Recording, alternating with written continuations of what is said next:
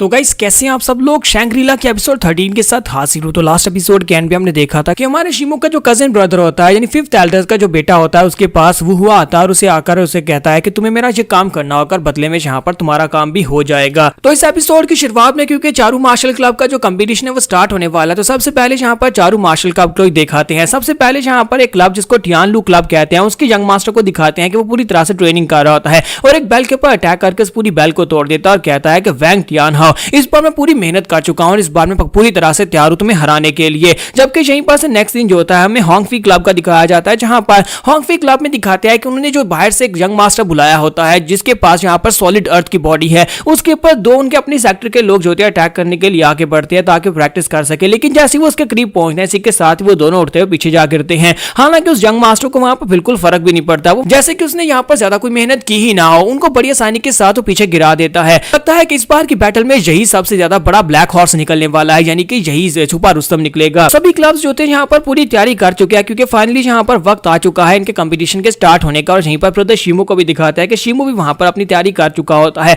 साथ ही next scene में टियानलू gang का दिखाया जाता है, यानी क्लब का दिखाया जाता है क्योंकि जो कंपटीशन का वेन्यू जो है वो टियानलू क्लब होने वाला है। ये सभी लोग वहां पर पहुंचते हैं। तो मां शिमो जो होता है उसको देखने के बाद बहुत ज्यादा हैरान होता है और उसके साथ उसके दो सीनियर ब्रदर्स भी होते हैं। तो वो तीनों ही वहां पर उसको देखकर हैरान हो रहे होते हैं कि इनका क्लब कितना ज्यादा बड़ा है। तो मास्टर ली उनके तीनों के सर में मारते हैं और कहते हैं बेवकूफो तुम क्या यहाँ पर इसकी तारीफ कर रहे हो कि टियानलू क्लब हमारे ल्यूफेंग क्लब से ज्यादा बड़ा है। हाँ ये बात तो ठीक है कि जी यहाँ पर साइज में हमारे क्लब से ज्यादा बड़ा है, इसी वजह से तो यहाँ पर इसे वेन्यू चूज किया गया है और बाकी के तीनों सेक्टर्स का कंपटीशन यहीं पर होने वाला है। ल्यूफेंग के साथ उसके जो सीनियर ब्रदर्स आए होते हैं, एक का नाम ली युनफेंग होता है और दूसरे का नाम सन जिन होता है। तो वो दोनों यहाँ पर इसके साथ इस कंपटीशन में पार्टिसिपेट करने के लिए आए हैं। इस कंपटीशन में एक क्लब सिर्फ और सिर्फ 3 पार्टिसिपेंट को ही भेज सकता है, तो वो तीनों वहां पर पूरी तरह से पूरी उम्मीद होते हैं। तो ली युनफेंग कहता है कि मैं इस बार आपको विक्ट्री दिलाकर रहूंगा, जबकि सन जिंग उनसे कहता है कि सर मैं भी यहाँ पर पूरी कोशिश करूंगा कि हम लोग यहाँ पर जीतेंगे और उसके बाद में काफी सारा पैसा मिलेगा जिससे हम लोग भी अपने क्लब को यहाँ पर इस जैसा बड़ा क्लासी बना सकते हैं। जबकि शिमो उन लोगों से कहता है कि हम सभी लोग यहाँ पर इस चैंपियन स्पॉट को लेने के लिए आए हैं, यानी कि हम लोग यहाँ पर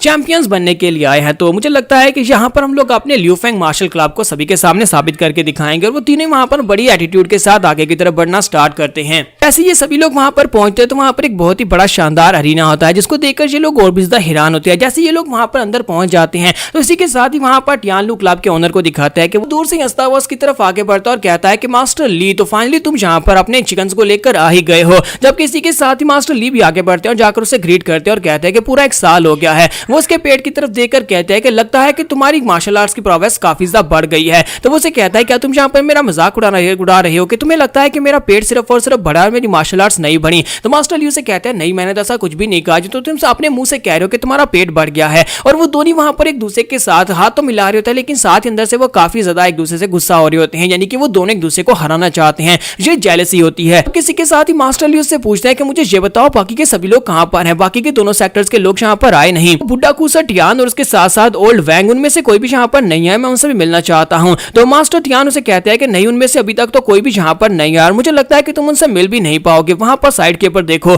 वहां पर वैंग टियान हाउ अकेला ही आया है, वो यहाँ पर अपने अंकल के साथ आया और उसके साथ कोई और कंपटीटर भी नहीं है। इसका मतलब यह है कि वो अपनी फैमिली की तरफ से सिर्फ और सिर्फ वैंग टियान हाउ को ही भेजने वाले हैं। इनको तो कुछ ज्यादा एटीट्यूड है, पिछली बार ने यहाँ पर हमें क्या हरा दिया। इस वजह से वो इस पूरे फैंग सिटी का टॉप क्लास का डिसाइपल बन चुका है। लेकिन इसमें इतना एटीट्यूड तो नहीं होना चाहिए कि उन लोगों ने सिर्फ और सिर्फ एक डिसाइपल को यहाँ पर भेजा है। और उस बुड्ढे खुसर वैंग को क्या लगता है कि उसका बेटा अकेला यहाँ पर फिर से सभी को हरा पाएगा। मास्टर टियान से कहता है कि मुझे इस बार में कुछ भी नहीं पता, लेकिन मुझे लगता है कि 1 साल में वैंग टियान हाउ काफी ज्यादा पावरफुल हो गया होगा, वो पहले से काफी ज्यादा बेहतर हो चुका होगा। इसी वजह से उन्हें उसके ऊपर इतना ज्यादा भरोसा है कि वो अकेले इस कंपटीशन को उनको जितवा सकता है। साथ ही वो सोच रहा था मुझे लगता है कि इस लड़के ने यहाँ पर अपनी ब्लड पावर को अवेकन कर लिया होगा, इसी वजह से उन्हें इसके ऊपर ज्यादा भरोसा है। तो यहीं पर से नेक्स्ट सीन में दिखाते हैं फियोंग क्लब के भी लोग वहां पर पहुंच जाते हैं। तो जैसे फियोंग क्लब के लोग वहां पर पहुंचते हैं तो मास्टर टियान कहता है कि वो देखो फियोंग क्लब के लोग भी यहाँ पर पहुंच आए हैं। मैंने सुना है कि इस बार ये अपने साथ बाहर से किसी बंदे को बुलाकर लाए, किसी यंग मास्टर को जो कि सॉलिड अर्थ की पावर को यूज कर सकता है। लेकिन इसी के साथ ही दिखाता है कि उनका सेक्टर मास्टर जो होता है वो काफी ज्यादा कंफ्यूज और काफी ज्यादा परेशान लग रहा होता है। तो मास्टर ली कहते हैं कि अगर यहाँ पर वाकई में बाहर से हेल्प लेकर आया तो फिर यहाँ पर वो इतना उदास क्यों बैठा हुआ और उसके चेहरे के तासुरात ऐसे हैं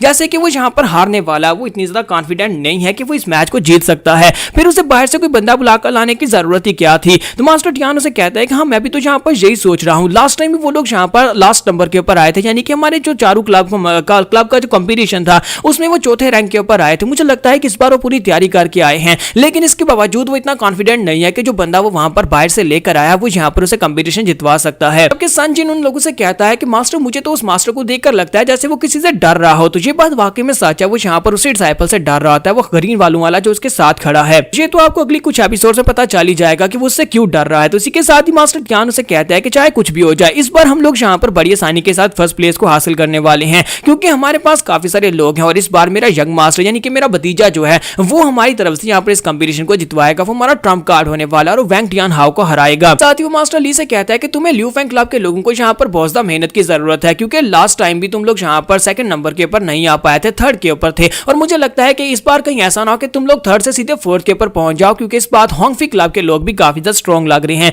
जबकि मास्टर ली सोच रहे होते हैं कि क्या तुम्हें याद नहीं है कि लास्ट टाइम तुम सेकंड नंबर के ऊपर कैसे आए थे, क्योंकि तुम्हारा भतीजा वहां पर बहुत ही बुरी तरह से मार खा के ग्राउंड के ऊपर माफी की भीख मांग रहा था और तुम यहाँ पर इतने शेमलेसली फिर से मेरे सामने खड़े होकर बात कर रहे हो। और इसी के साथ उनसे कहा जाता है कि सभी लोग यहाँ पर अपने अरीना के आसपास आकर खड़े हो जाए, क्योंकि बहुत ही जल्दी यहाँ पर कंपटीशन स्टार्ट होने वाला है। तो इसी के साथ ही ली जुनफेंग जो होता है वो उनसे कहता है कि मुझे लगता है कि इस बार की फाइट इतनी भी ज्यादा आसान नहीं होने वाली, हमें यहाँ पर फाइट में काफी ज्यादा मुश्किल होने वाली है। जबकि मास्टर ली उनसे कहता है कि तुम सभी को शांत होने की जरूरत है, तुम सभी को अपने पर भरोसा करना चाहिए। अगर तुम अपने पर भरोसा नहीं कर सकते तो कम से कम अपने मास्टर के पर भरोसा करो कि तुम्हारा मास्टर यहाँ पर तुम्हें जीत दिलवाएगा। और वो तीनों वहां पर पूरी तरह से कॉन्फिडेंट हो जाते हैं और कहते हैं हाँ मास्टर हम लोग यहाँ पर पूरी तरह से तैयार हैं। ल्यू फेंग वहां पर सोच रहा होता है कि मॉम अगर तुम यहाँ पर जिंदा होती तो तुम ये देख रही होती कि आज यहाँ पर मैं किस लेवल पर पहुंच चुका हूँ कि मैं अपना पहला जिंदगी का मार्शल आर्ट्स का कंपटीशन खेलने वाला हूँ। तुम यहाँ पर यही देखना चाहती थी ना मैं बड़ा होकर एक बहुत ही अच्छा मार्शल आर्टिस्ट बनूं। इसी के साथ उनकी जो अनाउंसर होती है वहां पर स्टेज के ऊपर आती है और उनसे कहते हैं कि लेडीज एंड जेंटलमैन तो हम लोग यहाँ पर अपने कंपटीशन को स्टार्ट करने वाले हैं।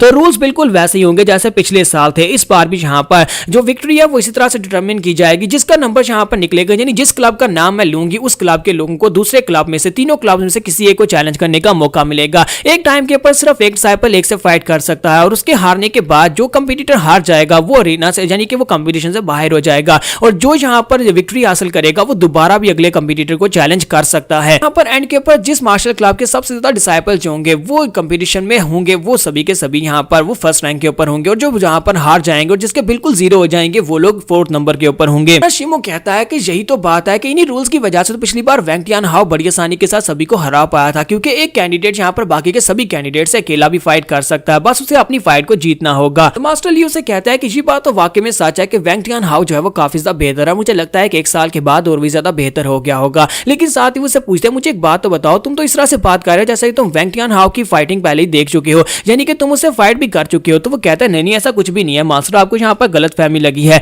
और इसी के साथ अनाउंसर लड़की उनसे कहती है तो मैं यहाँ पर सबसे पहली पर्ची निकाल चुकी हूँ, तो यहाँ पर सबसे पहले चैलेंज करने का मौका जिस क्लब को मिलेगा वो ल्यू फेंग क्लब है। तो ल्यू फेंग क्लब के लोग यहाँ पर बाकी के तीनों क्लब्स में से किसी एक को भी चैलेंज कर सकते हैं। साथ ही ली जुन फेंग जो होता है अपने मास्टर से कहता है कि मास्टर प्लीज मुझे अपना आशीर्वाद दें, मैं वहां पर जाना चाहता हूँ और जाकर चैलेंज करना चाहता हूँ। तो वो उसे कहते हैं हाँ क्यों नहीं मेरे बच्चे, जाओ जाकर उन सभी को दिखा दो कि तुमने एक साल में कितना कुछ गेन किया है। तो यहाँ पर हम लोग अपनी एपिसोड 13 का एंड करेंगे, नेक्स्ट एपिसोड में देखेंगे। आप लोग भी गेस करके बताएं कि यहाँ पर ल्यू फेंग मार्शल क्लब जीतेगा या फिर अपनी पहली फाइट को हार जाएंगे।